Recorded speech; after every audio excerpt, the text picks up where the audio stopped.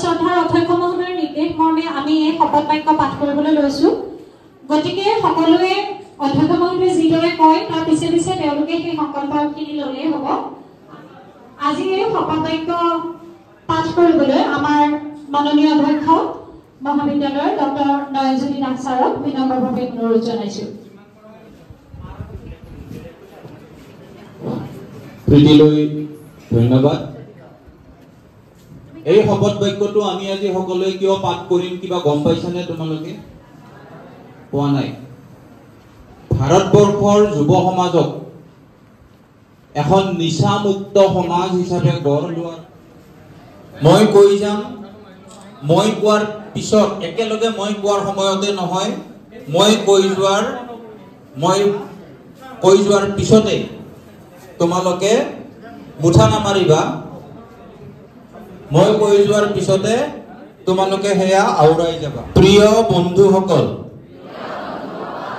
যুৱ সমাজ হৈছে এখন ৰাষ্ট্ৰৰ শক্তি। এখন সমাজ তথা ৰাষ্ট্ৰ গঠনত যুৱ শক্তিৰ অৱদান অত্যন্ত গুৰুত্বপূৰ্ণ। সেয়ে নিচামুক্ত ভাৰত অভিযানত সৰ্বাধিক সংখ্যক যুৱক যুৱতীৰ অংশগ্ৰহণ অতি প্ৰয়োজন।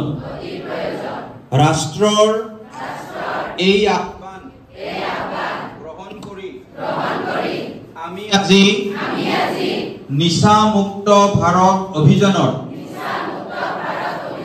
অধীনত একত্ৰিত হৈ প্ৰতিজ্ঞা গ্ৰহণ কৰোঁ যে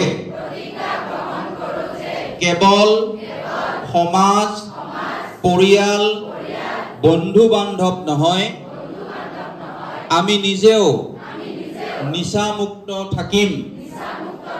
কাৰণ পৰিৱৰ্তন আমাৰ পৰাই আৰম্ভ হ'ব লাগিব। সেয়ে আহক আমি সকলো মিলি দৃঢ় সিদ্ধান্ত লওঁ যে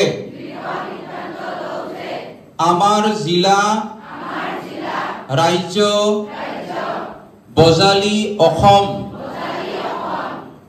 আমি নিচামুক্ত কৰিম। মই প্ৰতিজ্ঞা কৰোঁ যে মোৰ সক্ষমতাৰ পৰিসৰত মই মোৰ দেশক নিচামুক্ত কৰাত সকলো সম্ভৱ চেষ্টা কৰিম। জয় হিন্দ। ধন্যবাদ।